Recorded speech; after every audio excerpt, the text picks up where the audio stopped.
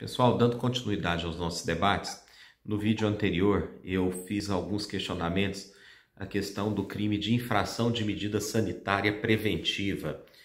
E está previsto no Código Penal, no artigo 268, e levantei um debate sobre se o controle penal de medidas sanitárias é efetivo.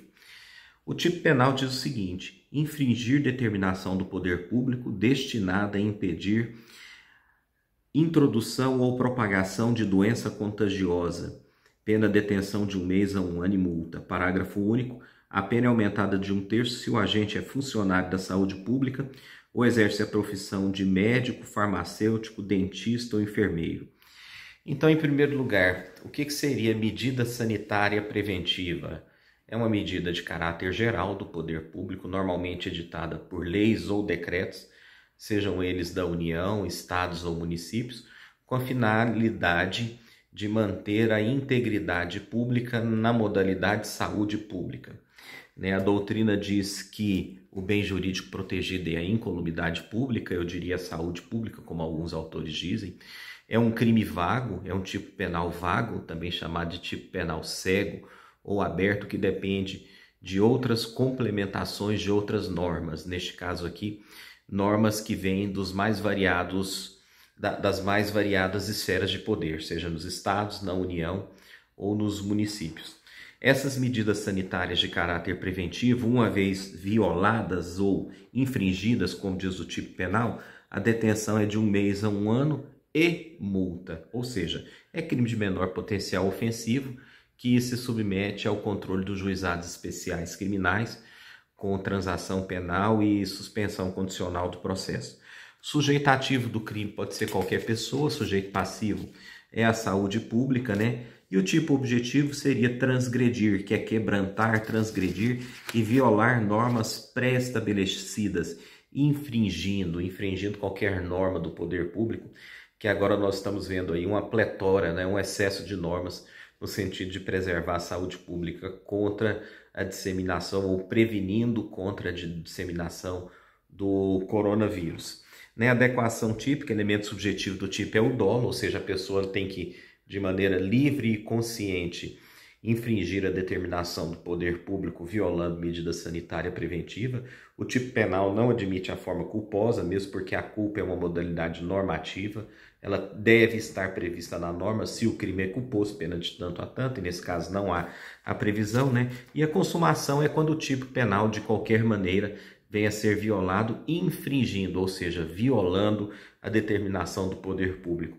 O interessante é que era um crime que até pouco tempo atrás não se tinha tantos exemplos e agora nós temos vários exemplos. Crime comum praticado de forma omissiva, também de forma comissiva, pode ser tanto mediante omissão quanto ação, como diz aqui boa parte da doutrina, e pode ser plurissubsistente, praticado por vários atos. A pessoa muitas vezes vem a infringir uma norma de saúde pública praticando vários atos, ou seja, durante vários dias até mesmo, plurissubsistentes.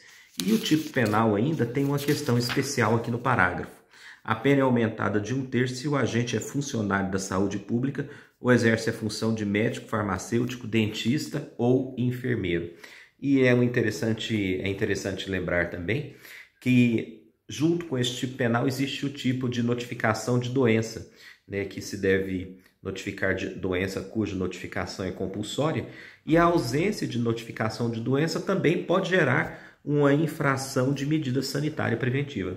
Nós estamos vendo aí pela mídia que, nos casos do Covid, as secretarias estaduais estão comunicando ao Ministério da Saúde, está sendo contabilizado em tempo real.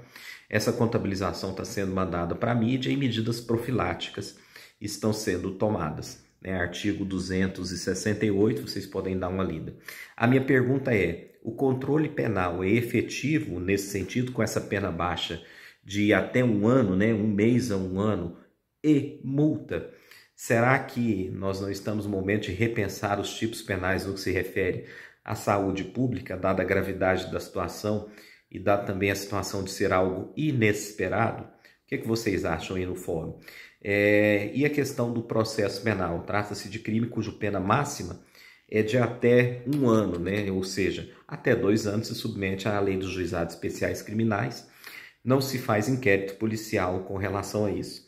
O réu registra sua ocorrência, né? No caso aí é crime de ação pública, embora de menor potencial ofensivo, é encaminhado a uma delegacia de polícia, faz-se o TCO e é encaminhado para o juizado para ver a possibilidade das medidas despenalizadoras, que são a transação e a suspensão condicional do processo, né, quando há. Vocês ainda não viram esse conteúdo, mas é um conteúdo de direito processual penal. Essa é a parte criminal. E na parte civil administrativa, existem leis administrativas que prevêem também punições que não são punições corporais, são punições, na maioria das vezes, administrativas, podendo chegar a multas, fechamento de estabelecimento, cassação de licença da autoridade pública, principalmente quando vinculada à licença de autoridade sanitária, e tantas outras que nós estamos vendo aí. O Estado brasileiro está legitimado a fazer esse tipo de vigilância? Mais do que legitimado. O Estado brasileiro está constitucionalmente amparado, porque a saúde pública é um bem jurídico vago ou indeterminado, né? Pertence a todos, e indisponível, ou seja, o Estado tem esse poder de polícia. Cabe a nós a consciência no sentido de, sabendo de um caso onde há uma infração de medida sanitária preventiva, violação de medida sanitária preventiva, disseminação de doença, cabe a nós notificarmos ao poder público para que isso seja efetivamente fiscalizado. A questão é, o controle penal, o exclusivo controle penal com a pena privativa é suficiente? Ou será que é necessário ou se precisa de outro tipo de controle? Como se faz o controle sanitário? É a questão que eu coloco para vocês nesse primeiro debate.